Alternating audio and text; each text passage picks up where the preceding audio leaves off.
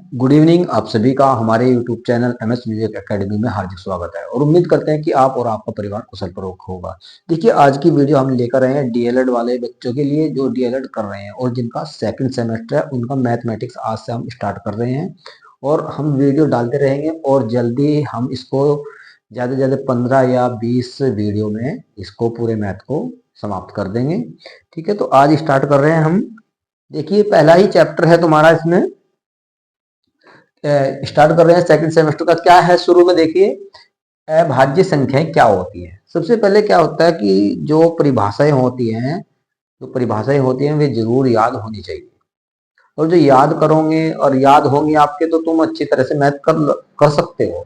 आधे बच्चे कहते हैं कि हमारी समझ में ही नहीं आता है मैथमेटिक्स, लेकिन आता क्यों नहीं है? क्योंकि उनको शुरू से ही जो जोड़ घटाव गुणा भाग की जो विधियां हैं वे नहीं आती है, इसीलिए उनको आगे दिक्कत आती है। वरना मैथ सीखने में इतनी हार्ड थोड़ा ही होता है, कठिनाई थोड़ी होती है। देखिए क्या होता है, सबसे पहले अभाज्य संख्या क्या होती है। सबसे पहले आप दिमाग में ये समझिए कि होती क्या है। आप है ना उसको रटने की कोशिश ना करिए, उसको समझने की कोशिश करिए। अगर समझ जाओगे तो फिर आसानी से समझ जाओगे, तो कर लो मैथ को। तो क्या है अभाज्य संख्या क्या होती है, यानी कि प्राइम नंबर्स क्या होते हैं आपके। तो क्या कहा, देखिए एक से बड़ी प्राकृत संख्या। प्राकृत संख्या कौन सी होती है? देखिए प्राकृत संख्या वे होती है जिन संख्याओं का प्रयोग हम वस्तुओं को गिनने में करते हैं, प्राकृत संख्याएं कहलाती है। जैसे कि आप है ना वस्तुओं गिनते हैं 1 2 3 4 5 6 ऐसे, तो 1 से लेकर आगे तक की जितनी भी गिनतियां हैं तो में सब क्या होती है, प्राकृत संख्या होती है। इसलिए उन्होंने कहा है कि एक से बड़ी प्राकृत संख्या है, एक से बड़ी प्राकृत संख्या है जो एक और अपने के अतिरिक्त किसी अन्य संख्या से पूरी पूरी विभाजित न हो, अभाज्य संख्या या ऋण संख्या कहलाती है। क्या समझ लीजिए क्या कहा इन्होंने। इन्होंने कहा है कि एक से तो बड़ी होनी चाहिए, ठीक है, एक से बड़ी होनी चाहिए संख्या, और वो केवल एक से और स्वयं से कटने वाली हो। और जो और से किसी से कट रही है ना, तो वो क्या हो जाएगी, अभाज्य संख्या नहीं होगी, जो और से कट रही है। इसीलिए तो क्या, एक से बड़ी प्राकृत संख्याएं जो एक और अपने के अतिरिक्त किसी अन्य संख्या से पूरी पूरी विभाजित न हो तो अभाज्य या ऋण संख्या कहलाती है। समझ में आ गया? या तो एक से कटे में या स्वयं से कटे, और जो इनके अतिरिक्त वो और से कट रही है ना, तो वो अभाज्य संख्या नहीं है। तो इनसे कटनी चाहिए, एक तो अपने से बस और एक वन से। तो जैसे कहलाती है, जैसे क्या हो जाएगा, जैसे कि 2 हो गया। 2 को आप किससे डिवाइड कर सकते हो? एक तो 1 से कर सकते हो, एक किससे कर सकते हो, 2 से कर सकते हो। ऐसे ही 3 हो गई है, 3 को आप किससे डिवाइड कर सकते हो? 1 से और 3 से। ऐसे 5 हो गया, 1 से और 5 से, तो अपने से और 1 से कट रही है बची है। ऐसे ही 7 हो गया, 1 और 7 दोनों से कट सकती हैं। तो ये इस प्रकार की जितनी भी संख्याएं होंगी वे क्या कहलाएंगी, हमारी प्राइम नंबर्स कहलाएंगी, अर्थात अभाज्य संख्याएं कहलाएंगी। तो अभाज्य संख्याओं के समझ में आ गया होगा। दूसरा टॉपिक लीजिए, देखिए कंपोजिट नंबर्स। कंपोजिट नंबर्स अर्थात भाज्य संख्याएं क्या होती है।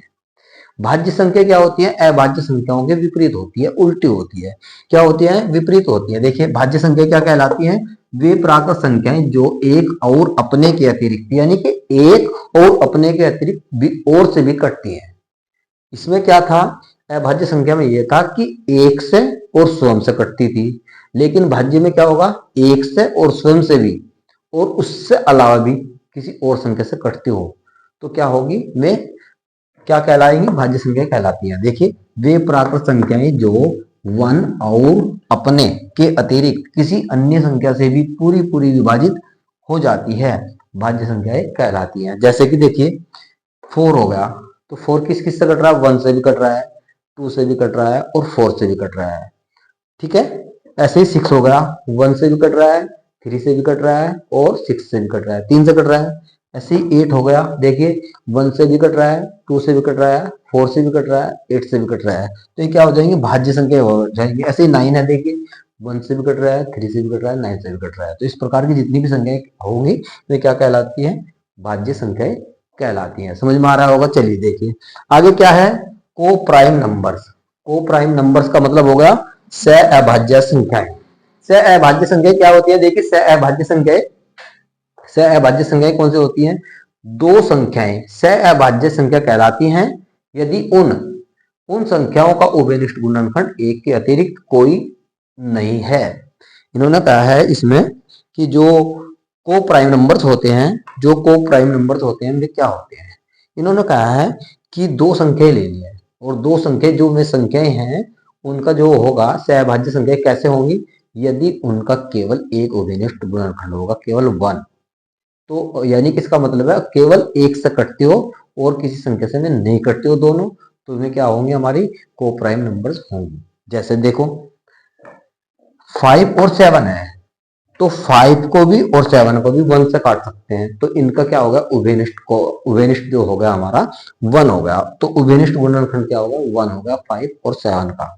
इसी प्रकार है देखिए 3 और 11, तो आप इनको भी किससे काट सकते हो, 1 से काट सकते हो बस दोनों को। तो इन्होंने कहा है कि क्या हो गया, सहभाज्य संख्याएं वे होती हैं जो केवल एक से कटती हैं और किसी संख्या से नहीं कटते, तो क्या हो जाएंगी ने हमारी सहभाज्य संख्याएं कहलाती हैं। तो आप हमारे चैनल को सब्सक्राइब कीजिए, वीडियो को लाइक कीजिए और दोस्तों में शेयर कीजिए। धन्यवाद।